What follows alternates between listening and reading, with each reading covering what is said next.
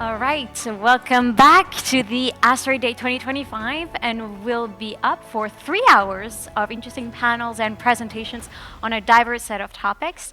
The first panel that is going to be kicked off just right now is entitled Space to Grow, Careers That Reach for the Stars. And we're very happy to have a moderator with us, Juliette Pertuy. Hi, Juliette. You are the head of communications at Luxembourg Space Agency, and you've gathered a team of experts around careers in space. Yes, exactly. Thank you, Chloe. Pleasure. So I'll give the floor to you for the next 30 minutes. Thank you very much. So yeah, I am heading the communication at the Luxembourg Space Agency. I also recently took over the talent development side for the Space Agency, meaning like making sure that the companies which are thriving in Luxembourg have the right talents and pool of people to work with them. And that's why I'm here today. I'll start, I think, with introducing our guests on stage very quickly. I won't take too long because we only have 30 minutes, and I'd like to give them enough space to say what they have to say, and maybe to take 1 or 2 questions. We're not too many, so maybe we can find some way to do that. So because I'm a woman, I'll skip the woman first thing, and I'll start with Edgar. Hi, Edgar. So Edgar has been working for 25 years in space. You correct me if I'm wrong, right? I know you will, but he is now acting as managing director at GomSpace. He was previously with OHB, SES, and even serving in the Italian Air Force, if I read your bio properly. I know that you're convinced of the importance of talents for the space industry in general, and I always enjoy the vivid talks that we can have, so I'm looking forward to having you on the panel. So Błażej, I said it properly, right? Thank you. You're more on the legal side of business. You are counsel in corporate law, mergers and acquisition practice of Arendt and Medernach. You have a particular interest in space, and I think you'll have some time to tell us more about this a bit later. Daniel, you are currently an investment partner at NewSpace Capital. You previously worked for quite a few space companies. If I have to name just a few, I can name SES and Arianespace. You have an engineering background, and you've had a very interesting career path, so you can also maybe tell us a bit more on how you ended up here. Lucy, so you are with ESA for, if I remember from our discussion yesterday, 42 years now. You are now acting as head of talent acquisition at ESA, meaning that you are basically focusing to promote ESA as an employer and trying to attract candidates from a wide range of backgrounds. You can tell us more about this a bit later. And last but not least, Jessica, you are human resources at RedWire Space Luxembourg, which is a very dynamic space company focusing on robotics. What I remember and impressed me a lot was the variety of nationalities that you have at RedWire, and like being human resources in such a team requires more than hard skills, so I'm also interested to learn a bit more on this. So to kick this off, I think we'll start with a very basic question that I'll ask to all of you, and maybe if it has been answered before already, you can say. So it's what kind of jobs do we actually need in the space industry? Because we hear a lot about the astronaut career path. Of course, it makes you dream, or it makes people dream, but what do we actually need to work in the space companies? Who wants to start? Well, I can go first. So, for me, it's important that there's a good diversity. We invest into space companies when they get out of the startup phase and into a more mature environment where they start to producing, where they really start to commercialize their products and sell that. And when we look at business plans of what their projections are for the next 2-3 years, if I don't see a team that actually fits that ambition in terms of technical capability, operational capabilities, HR, finance, business development, salespeople, if that is not there, I'm really worried as an investor.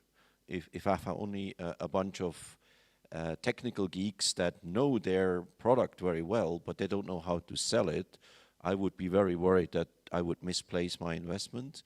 And so that's something that is a very critical element in our due diligence process, for instance.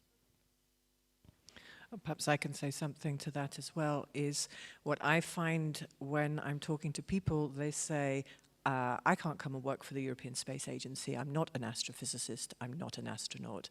And I say, yes, but that is a misconception. 30% of our jobs are not in the STEM fields, or at least not in engineering or science. And I think one of the things that has sort of become a bit my mission is for people to understand the wide range of jobs that are available, okay, at ESA, that is my main goal, but also across the entire space sector. And there's more there than people realize. And, you know, if you don't check it out, you may never know that there could have been a spot for you in the space domain as well.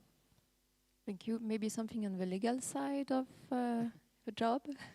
Yes, thank you. Actually, I was listening to the previous panel just before the break, some of you probably as well. And it was extremely pleasant to hear, actually, for a lawyer, because the distinguished panelists, they concluded quite unanimously, I think, that if you want to do space, then you should either study science, do research, study engineering, or study law. And I quite obviously, maybe it's not, it's quite counterintuitive. However, I fully agree with that. Specifically when we see how much the law can shape this industry as such. I think Luxembourg is a perfect example of this, where the implementation of 2017 law on space resources actually drove the whole ecosystem.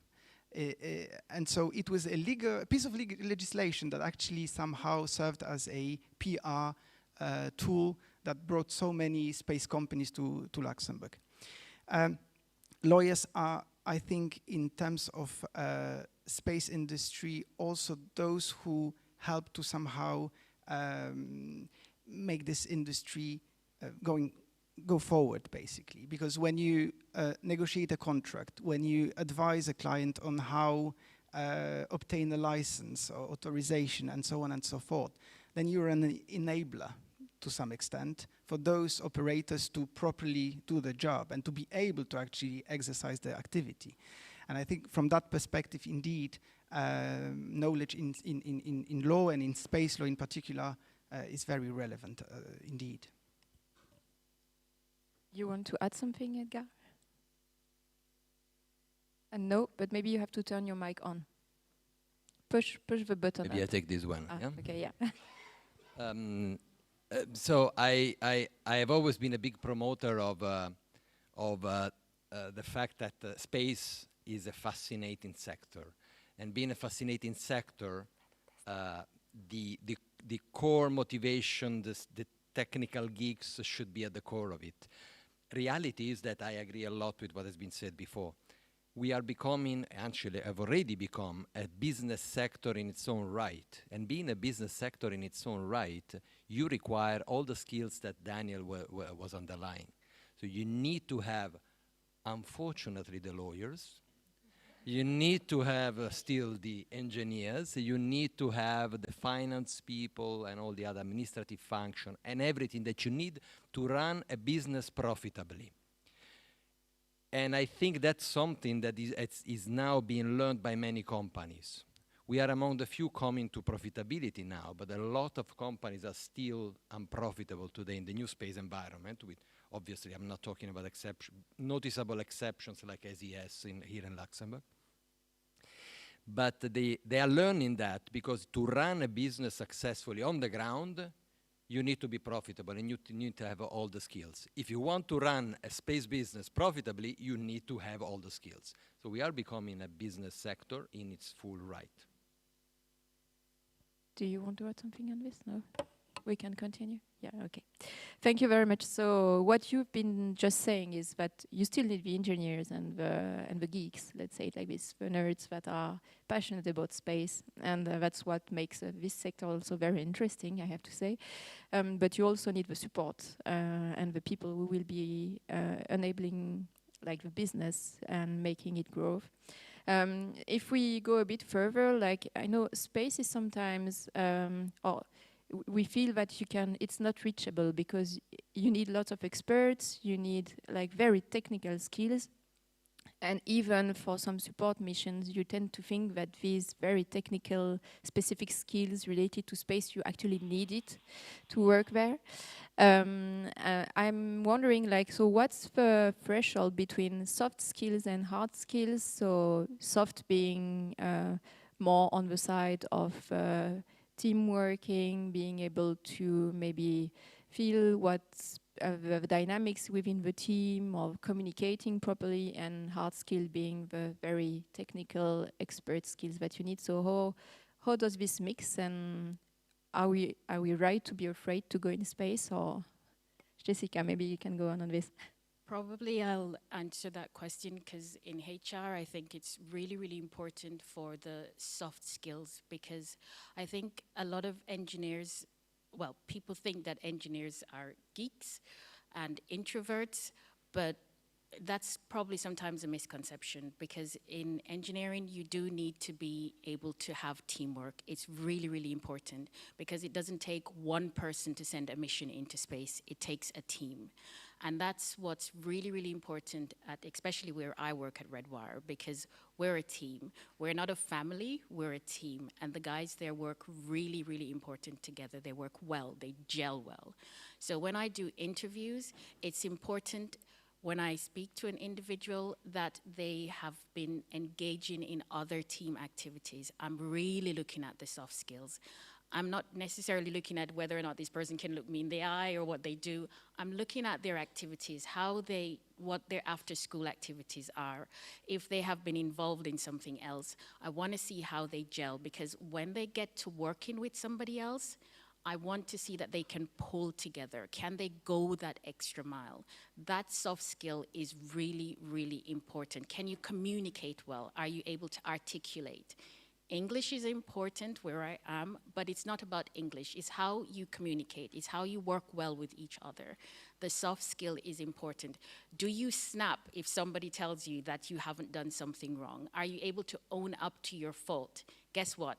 Mistakes are good. That's how you learn. If you fail, that's how you learn. That's how you move on. It's okay, but people have to learn to rely on another person. That too is okay. So soft skills are important. Technical skills are really important too. Those are important, but I'm looking at the soft skills as well, because we don't only need technical people, but we also need leaders, and leaders have those soft skills. Those are the ones who can bring people along with them. So not only the Jeff Bezos of this world, who are the technical geeks, but we also need the leaders of this world, and those are the soft skills that matter. So if you have got the soft skills, that's great. If you've got the technical skills, that's also great, but we need both, because we need somebody who is a part of a team, because it's a team that can bring somebody to the moon or to Mars or to beyond. So do I understand it properly that basically the soft skills are a must, and the technical, of course, you have to have some to some extent, but you can learn if you don't have everything, or is not? It is possible for you to learn the soft skills. The technical, I mean, like the technical skills you can learn on the job, but you have to have the basics, you of have course. to have the basics. I'm sorry, you can't just come in without the basics, which is why we nurture students from there in schools. We take on trainees. We go into school and we try to encourage students from there in school to tell them about space, to tell them about engineering, to tell them about robotics, so that they get this kind of zeal that they can do it too. Because it's important to reach the young ones, to inform them that it is possible. Because a lot of students don't understand that it is possible to do engineering. They think it's beyond them, but they do need to understand that the basics are important and what is possible to have. All right. Maybe Lucy, how does this translate in, or do you have the same feeling, and how does this translate at ESA when you are hiring? Totally agree with what Jessica has just said. The soft skills are very, very important, but obviously we start the recruitment process with the submission of an application. So it's a written application, it's various documents, and you need to do a first assessment on that basis. And these days, anybody can use ChatGPT or a form of AI to write their motivation letter.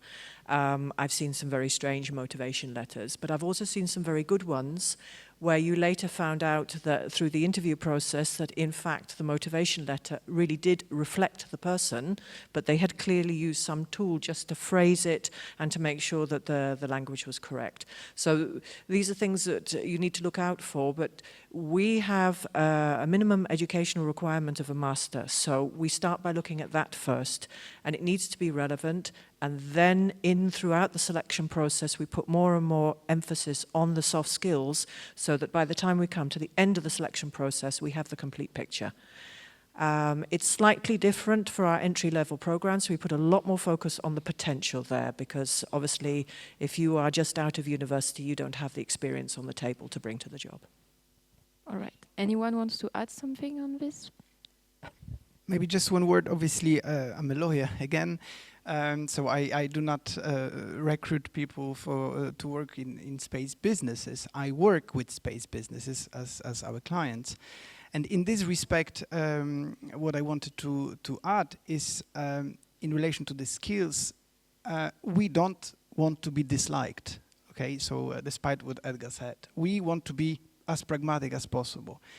And a space lawyer or lawyer working with space operators, space industry as a whole, the intention is obviously to provide advice that it makes things happen faster and in compliance with laws, but on the best possible conditions for the client. And so as such, obviously the idea is to be as pragmatic as possible, not stick to the bureaucracy and so on, but just make things happen quicker and better for the client. I think Edgar also wanted to say something. Just sharing my personal experience in hiring. Whenever I hire, I need to have fulfilled the attitude part of the individual, almost 100%. So the soft skills and all that, it needs to be filled 100%. On the hard skills, technical understanding, background, all that, it could be a 60. It could be a 60, 70%, because I know that the person with the right attitude and right mindset will always go that extra mile in order to bridge the gap. And these are the individuals that when you're in trouble, because in any business, in any activity of human life, you will be in trouble at some point in time. It's not the guy who knows more in detail things that is going to take you out. It's the most resilient that is going to take you out of trouble. Thank you.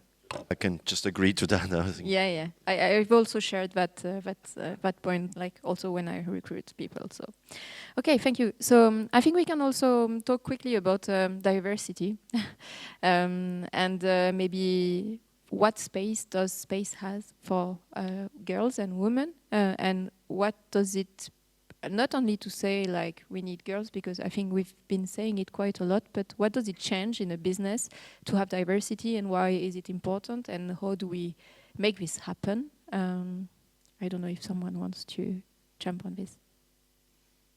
Well, we know that the tipping point for a diverse range of views that make companies more successful is at least 1/3 of women versus 2/3 of men. That's where it starts to have an impact.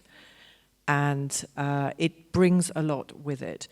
Currently, the proportion of women working in the space sector is around 27%. So we're not yet at that magical 1/3 where it starts to make a difference. But it has increased a lot. As you mentioned, Juliette, at the beginning, I've been working for ESA for more than 40 years. I've seen a huge change in this respect. And I've seen a change in the sector, which is gradually becoming more welcoming And I look forward to the day that we do get to that 1/3 and potentially even 50%. But we need to encourage more people, not just girls, by the way, to go into STEM when they make their choices at primary school. Do you have, Daniel, do you look at that as well when you invest in companies, like the diversity in the team? Or? Yeah, I mean, diversity is extremely important for me. But I think it's different angles to that. It's cultural diversity, it's diversity between men and women, it's sort of different skill sets bring different solutions to a problem. They take different angles to that, and I think that's actually important when I, for instance, discuss with teams in companies we invest in, or also afterwards when we support them in the future development. Very often have this discussion with the CEO or something like that, where I say there's something missing here in the way you're thinking about your business, the way you're thinking about your future. Bring in another skill set, somebody that challenges your existing framework, your existing mindset. And that can be just another nationality. It can be a different skill set from a hardcore or from a hard skill type of point of view. It can be a woman replacing a man in a particular function. All that can work. So I'm not that fixed on what exactly the diversity should be, but what I recognize and realize is that diversity is very important. So if I can chime in on that, I would like to make 2 points. The second one is related to what Daniel has just said. The first one is that, from my point of view, still today we are facing too much injustice to women, meaning that still today there is a salary gap that we need to bridge, which is unthinkable for me, that we are making a distinction in how much an individual is paid really and is offered just depending on gender. I find it incredible. So I'm all in for measures which are inducing let's say the bridging of that gap. That's the first point. The second point is that I would like to share that in the company we are using a system called Insights Profile. I don't know if it's known, which is based on colors. So there is 4 colors, right? So you have a dominant color. Mine is yellow, by the way. The red is tend to be the leader, right? The director, the imposer. The blue is more the engineering, just to give it a label, so more introvert. So I would put the topic from that perspective, which is what Daniel was talking about. In a company or in any human organization, in order to have a successful and well-operating system, you better have a mixture of them. In some cases, you may want to have more of a blue, you may want to have more of a yellow, whatever. But if you miss colors, you're in trouble.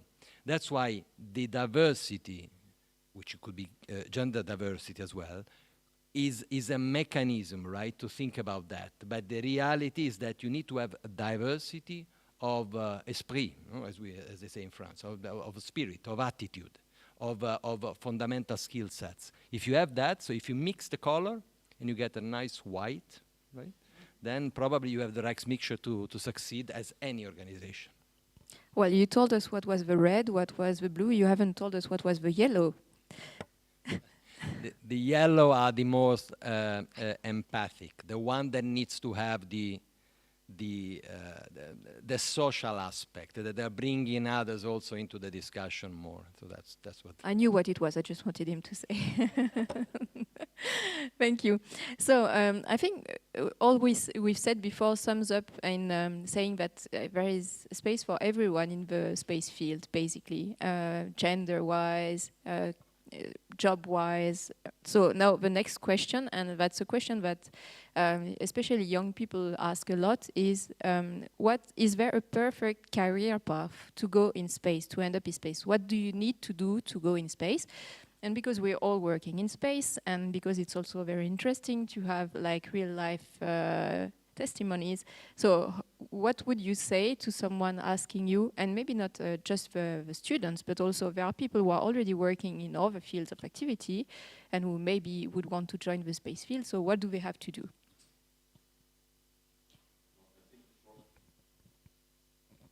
Short answer is no. No perfect career path. There's no perfect career path. I can maybe share my own personal experience. I started very much with a technical background, so a technician, an engineering degree, and I was always passionate about technology and about everything that flies. So be it an aeroplane or a spacecraft. But then relatively quickly I realized that for me, technology was a means to an end. It was not, I was not passionate about doing technology or in developing technology. I was passionate about using technology and how could that advance society, how it can advance businesses, how can it make my life better. And with this in mind, I started to gradually shift. Some call it, I moved to the dark side of things. I started to move to the business side. I realized, and then you have to listen to yourself, I realized I was quite good at organizing things and coordinating things. I was quite good about building things from scratch, bringing up new ideas from concept to implementation, which sort of directed me more into the direction of business development, market development, strategy, this type of topics, cooperation agreements with other companies and things. And that's where I found my passion, I found my interest. I liked to go to work, not I had to go to work. And I think that's important in any individual. And it will be different for every individual. So that's why I don't think there is a perfect path to get what you will feel happy about. But that's important. You have to feel passionate and happy about it. And if I can just add to that as well. So if there's a perfect career, well, I started out in finance, working for the Big Four.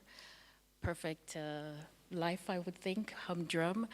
And finance is great. Salary is fantastic. Are the salaries fantastic in space? I don't know. Can Issa tell me? But, you know, finance was fantastic. Working there, busy, fast-paced, being in wonderful suits all day with my heels, etc. I think the guys at work still look at me funny because I'm dressed all perfect and I come into the office and they're in jeans and they think I'm from some kind of alien planet. But working in space has been the best career switch I've ever made. Switching mindset. Why?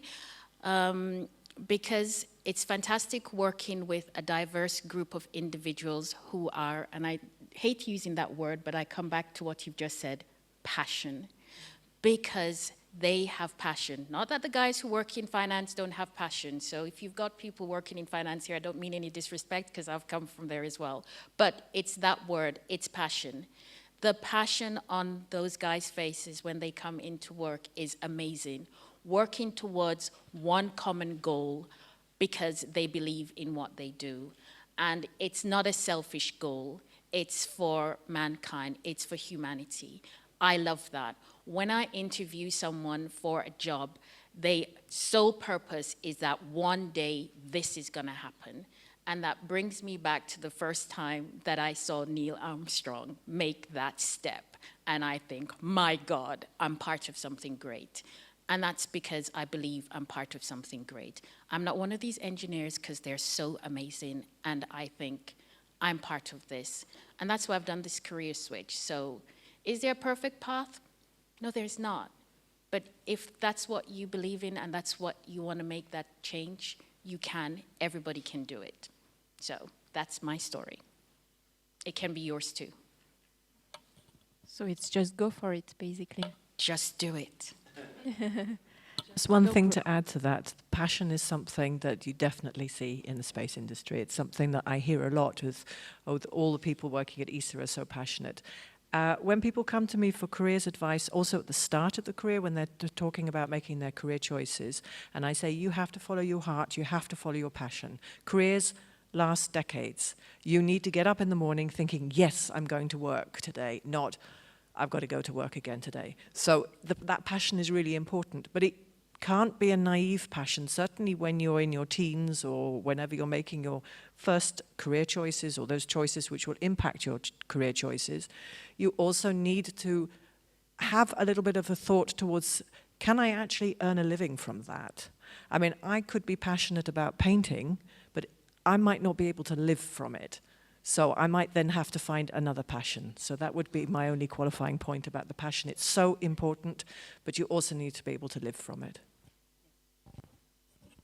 But what I think is also interesting in this respect is that actually many people working in the space industry, they were not passionate about space initially.